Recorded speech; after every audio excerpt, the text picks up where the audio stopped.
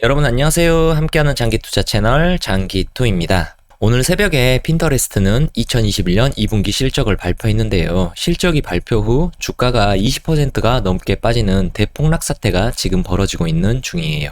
그래서 급하게 마이크를 켜게 됐는데요. 도대체 실적이 어땠길래 핀터레스트 주가가 이렇게 정신을 못 차리고 있는 걸까요?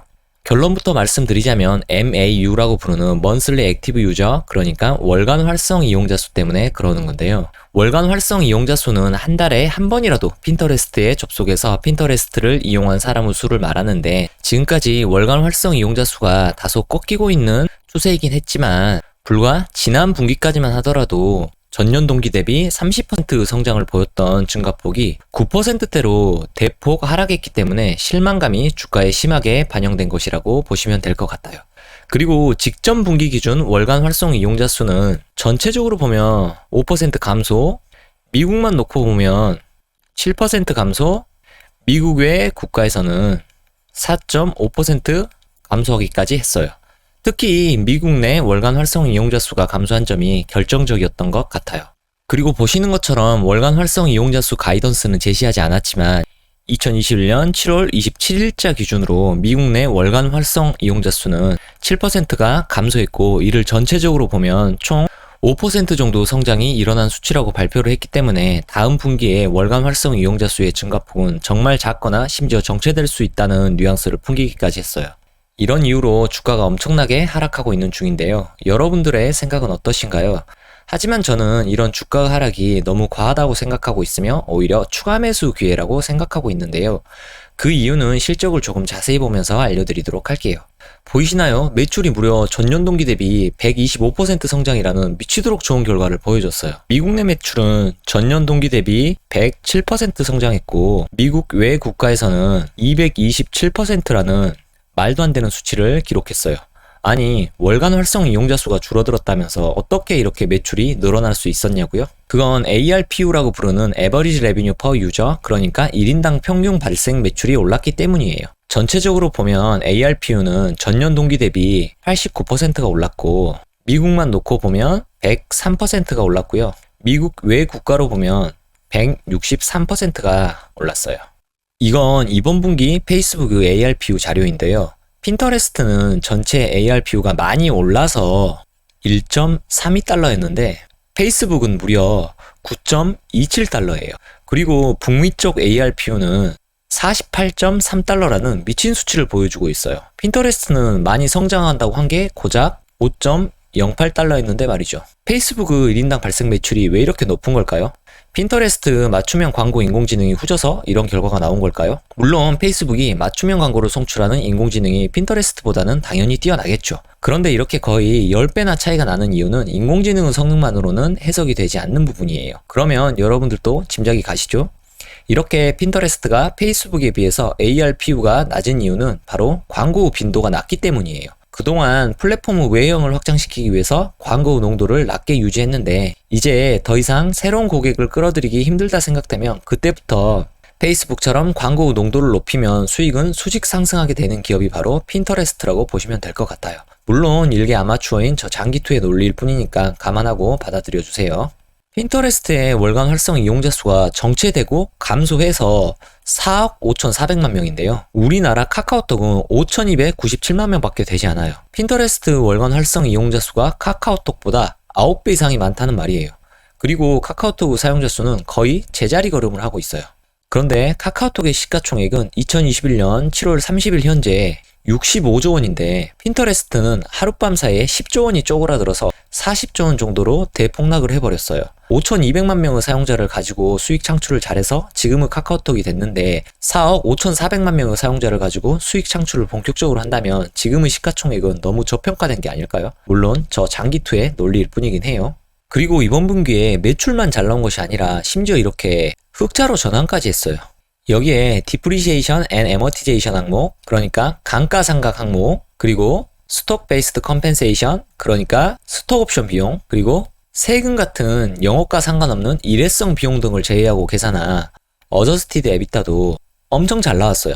Adjusted EBITDA는 순수 영업활동으로 창출한 수익을 알아보는 지표로 유용한데요.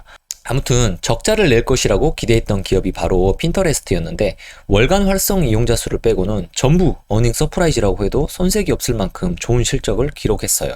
그리고 재무 상태표를 보더라도 부채 비율은 토탈 라이어빌리티 나누기 토탈 에쿼티를 하면은 15% 정도밖에 되지 않아요. 그리고 1년 안에 현금화할 수 있는 유동자산이 1년 안에 갚아야 할 부채인 유동부채보다 얼마나 많은지를 나타내는 쿼런트 레시오는 쿼런트 에셋 나누기 쿼런트 라이어빌리티를 하면 1121%로 핀터레스트는 돈이 넘쳐난다고 할 수 있어요. 이렇게 건전한 재무 상태표를 가지고 있기 때문에 어떤 어려움이 와도 충분히 이겨낼 기초 체력이 있는 기업이 바로 핀터레스트라고 할 수 있어요.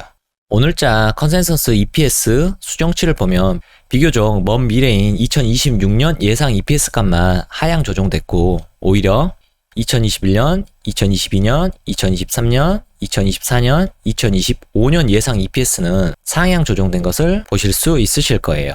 그리고 오늘자 컨센서스 매출 수정치는 2026년, 2025년, 2024년 예상 매출은 소폭 하락 조정됐지만 오히려 2021년, 2022년, 2023년 매출 예상치는 상향 조정됐어요. 이러면 장기적으로 봤을 때 오히려 목표 주가를 더 높게 잡아야 하는 것이기 때문에 지금의 폭락은 아무래도 저는 인정할 수가 없을 것 같아요. 조만간 제 영상이 성지 영상이 될 수도 있어요. 그리고 조금 전 의견은 애널리스트 한두 명이 낸 의견이 아니라 EPS 예상치와 매출 예상치 둘 다 2020년까지는 20명도 넘는 애널리스트들이 의견을 제시했고 2023년은 각각 10명과 15명이 제시한 의견이에요. 그리고 조금 전 보셨죠? 매출이든지 EPS든지 2023년까지는 실적이 발표된 후 하향 조정된 게 아니라 둘 다 상향 조정됐다는 것을요. 그리고 이건 핀터레스트에 대한 2021년 7월 30일자 각 리서치사 의견인데요. 방금 막 업데이트된 아주 따끈따끈한 자료예요. 전체적으로 포지션을 다운그레이드 하긴 했는데 그럼에도 여러분들이 생각하시는 것처럼 공포에 휩싸여 도망쳐를 외치는 리서치사는 하나도 없는 것을 보실 수 있으실 거예요. 크레딧 스위스 그룹은 향후 12개월 후 목표 주가를 94달러에서 82달러로 하향 조정했고 에버코어사는 목표 주가를 98달러에서 60달러로 하향 조정하긴 했는데 심지어 의견은 매수 의견이에요. 그리고 피퍼 샌들러사는 76달러에서 68달러로 목표 주가를 하향 조정했을 뿐이에요. JP모건은 의견만 매수 의견에서 중립 의견으로 바꾸었고 목표 주가는 제시하지 않았네요. 영상을 만드는 그 몇 분 사이에 또 의견이 바뀌었는데요. 그래서 제가 다시 한번 자료를 가지고 와봤어요. 일단 JP모건이 목표 주가를 68달러로 제시를 했고요. 조금 전 목표 주가를 하향 조정했던 에버코어사가 이 의견을 내렸어요. 그 말은 종전 4월 13일에 냈던 의견을 계속해서 유지하겠다는 말이에요.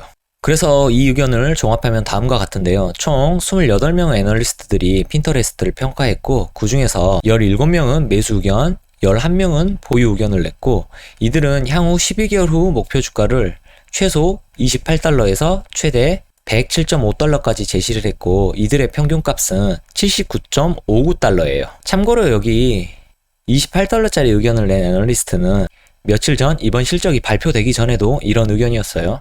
이런 자료는 1년간의 누적 의견이라서 28달러 의견을 제시한 애널리스트들은 자신의 의견 업데이트를 하지 않은 게으른 애널리스트라고 생각하시면 될 것 같아요. 아무튼 이번 발표 실적에 대한 전문가들의 의견은 보시는 바와 같고요. 제 의견은 장기적으로 봤을 때 지난 영상에서 제시했던 목표 주가에서 크게 벗어난 게 없고 펀더멘탈에 대한 큰 변동도 없다입니다. 지난 영상을 링크를 걸어 놓을 테니 관심 있는 분들은 시청 부탁드릴게요.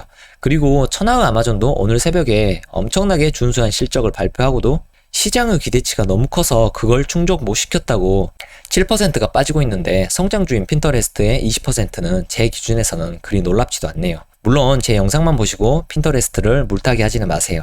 이 영상은 지극히 개인적인 제 의견을 말한 영상일 뿐이니까요. 제가 준비한 영상은 여기까지고요. 이상 함께하는 장기투자 채널 장기투였습니다.